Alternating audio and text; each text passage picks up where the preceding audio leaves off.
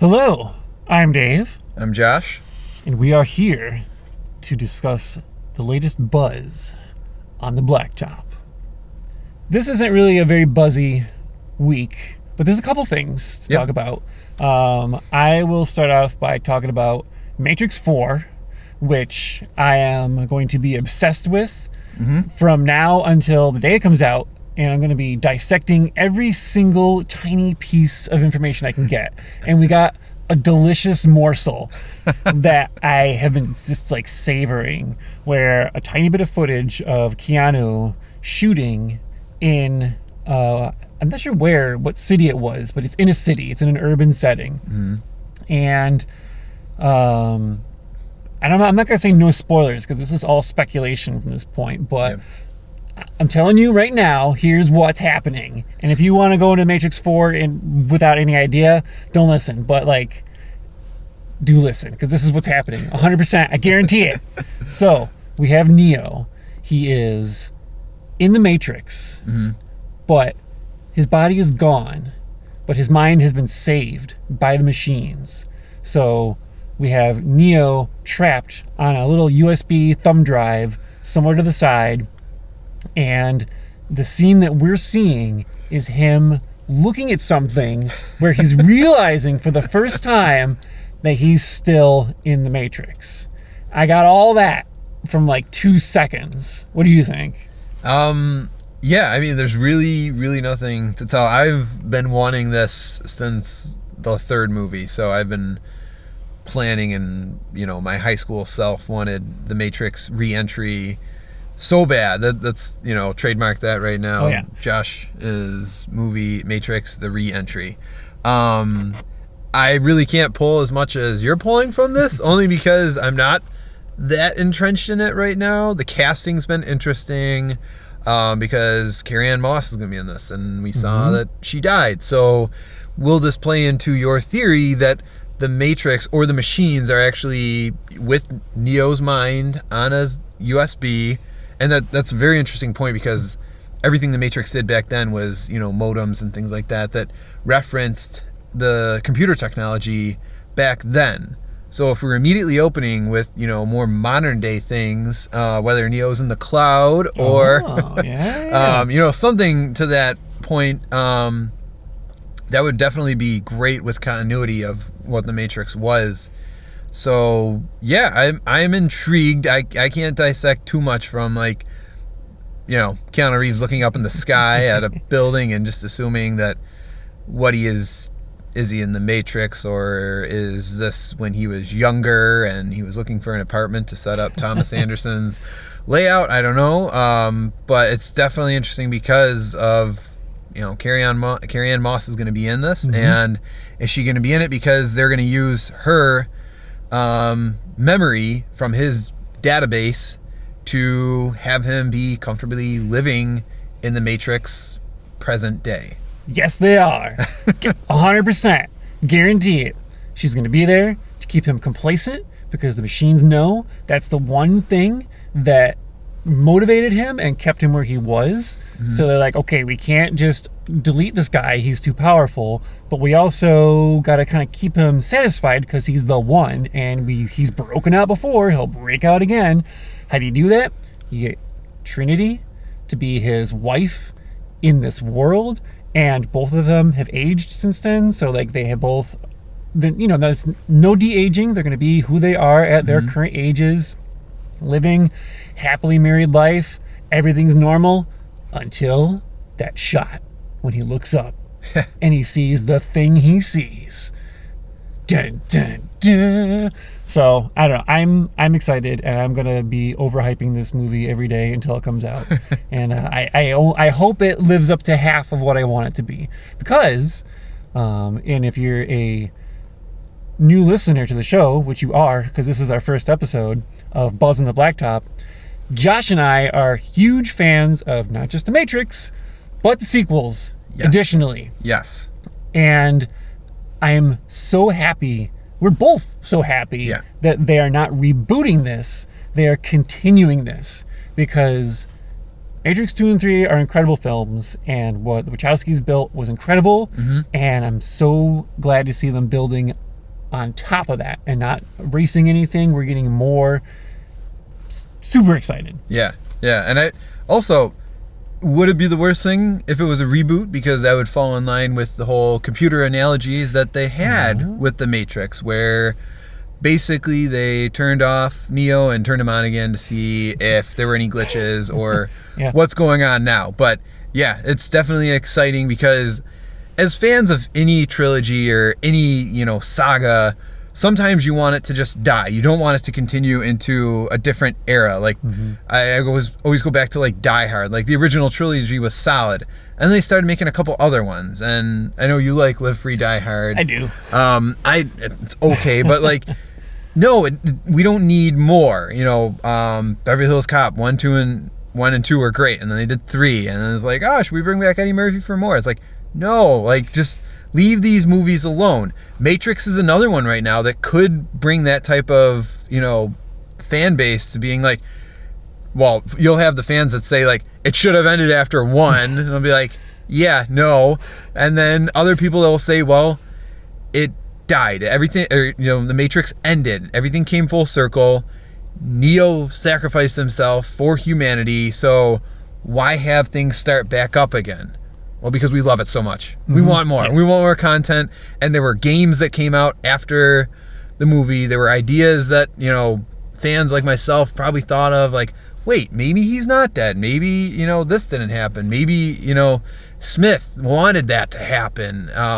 Who knows? But yeah, it's exciting. And that'll, as of right now, that is going to be the most Keanu day in the history of Keanu days, because John Wick 4 is going to drop that day as well.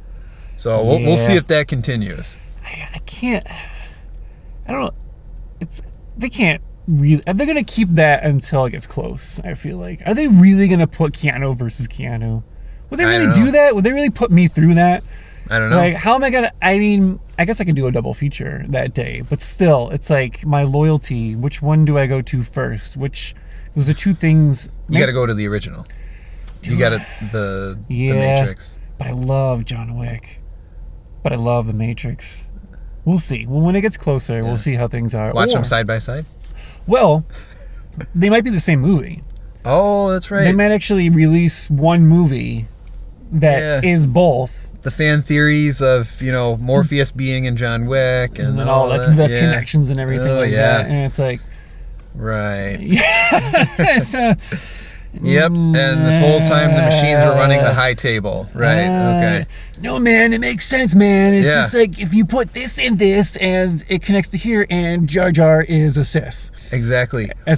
No. This now really makes sense, because Bill and Ted are going to be the ones that go back in time to undo the colossal, Keanu destruction. Meanwhile, I don't know if they'll break the fourth wall or not, but you'll have Bill and Ted saying whoa, who's this Keanu dude? Just taking over movie theaters, who knows? Yeah, no. The Keanu theories go on and on. Someone's going to make an edit of all this and create the ultimate Keanu movie. Yeah. And I will be there to watch it.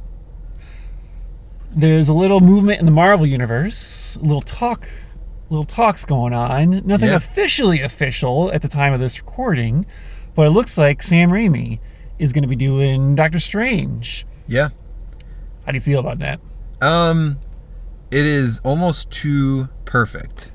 It's very interesting because when the original director dropped out after doing the first Doctor Strange movie, everybody on social media was basically saying Guillermo del Toro, Sam Raimi, or those super fans that know who Ari Aster is and are like, hey, he does creepy, obscure horror movies. He should do this. It's like, no. He's great for what he does. Don't let him get sucked into the machine that, Disney has started. Sam Raimi has said that he would gladly come back to work for Marvel after they ended kind of awkwardly with Spider-Man 3. Mm-hmm. So this is definitely something that could happen.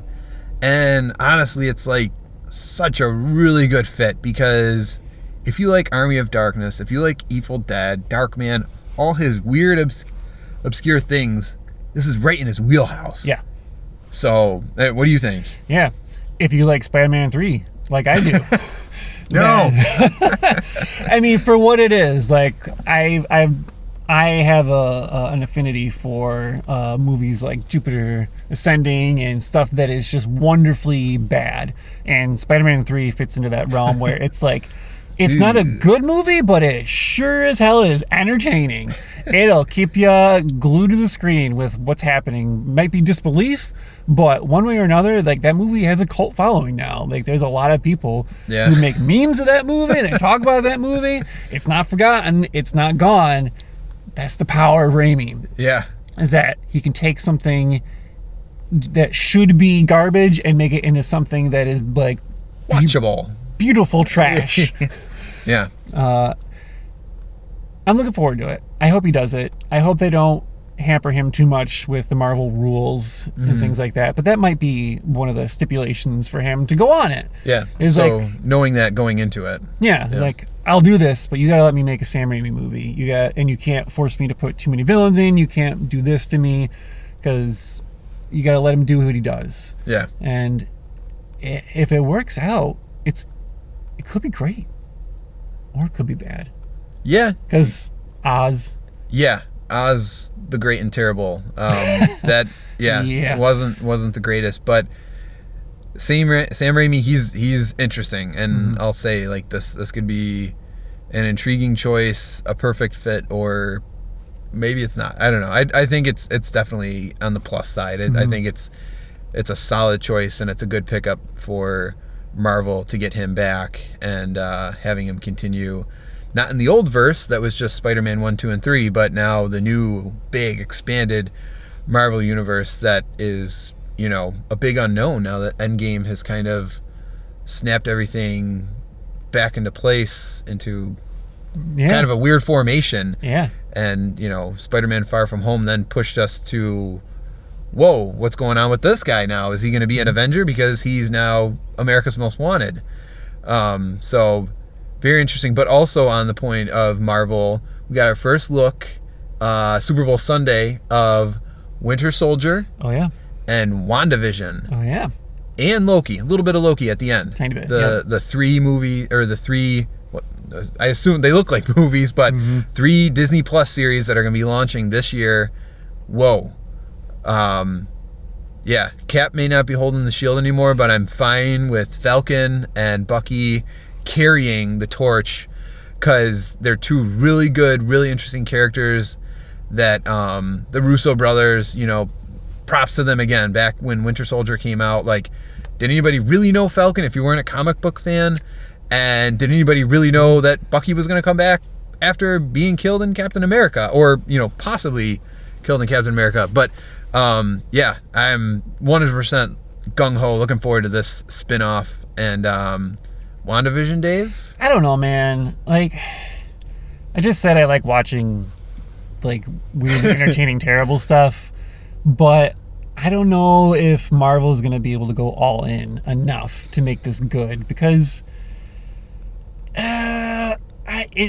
cringy would be the word that I got from, like, the tiny clips is all we saw. But I just feel the cringe seeping out already. And I'm like, I don't want awkward parodies of different types of sitcoms. And it's not something that I'm like looking forward to, but it's got to be more than that. I would hope that it's not going to be one decade per episode, but I feel like it is. I feel like each episode is going to be 50s black and white, and then it's going to be 60s, and then it's going to be 70s, and each one's going to be like, okay, this is Roseanne, this is Friends, this is Dick Van Dyke, or I Love Lucy. Yeah. And each time, and it's like, what is that? I don't know. I mean, and again, we're going off of tiny clips. Yeah. But I hope it's something. Yeah, it's different. Yeah. It's different. It's not your usual superhero fare. It's something different. So I will go into it with open eyes. Yeah. Because I've been wrong many times before. I was sure the Joker was going to be terrible. And I was like, this is a horrible idea. What are they doing? This doesn't make any sense. And obviously, I was completely wrong. Yeah. So I think maybe the fact that I do have a bad feeling about it might mean it's going to be okay. I don't know. What about, what was the other Marvel part of it? Loki. That's right. Yeah, we got even less. Very, very, very, very small glimpse. Yeah. And glimpse or no glimpse, I don't know if I care enough about it. And I love Tom Hiddleston. I thought he was amazing as that character. I loved him in Kong, and I want to see him do other things as well. But Loki, and not that he needs Thor, but like, do I really care? Yeah. And I don't know. Prove me wrong, Disney. Prove me wrong, but I just don't care. It's, Cap was the guy, and then his branch of Falcon, U.S. Agent, and Winter Soldier. Like, that's all stuff that's really cool and really intriguing. Loki. I'll tell you what makes me care a little bit. Okay. And this has been pointed out by a lot of people on the internet, he is in time prison. The little logo that he has on his outfit is like the Marvel version of like Time Cops. Okay. So, time travel. Okay. Time travel hijinks. I love time travel. I'm hoping they can do something interesting with it, something creative. Okay. They got no ties to the greater Marvel world. They have no ties to all the Snap and everything else, and the Thanos and Infinity War and Endgame. This Loki is outside of that. They can do whatever they want. Okay. Could be interesting. Okay. Yeah, when you mentioned that part, that's intriguing because it's outside of everything. Yeah. That's right. Yeah. He's doing his own thing. Yeah, I don't know. Yeah.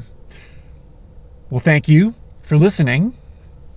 Tell us what you thought down in the comments, because we're trying something new out. We got a little podcast action going on. Yeah. So join us again, because if you like this, we'll bring you more, and we'll talk about news of the day. We'll talk about the buzz on the Blacktop. Buzz on the Blacktop. On the Blacktop. Thank you for listening, and you'll hear us again next time on A Lot of Critics.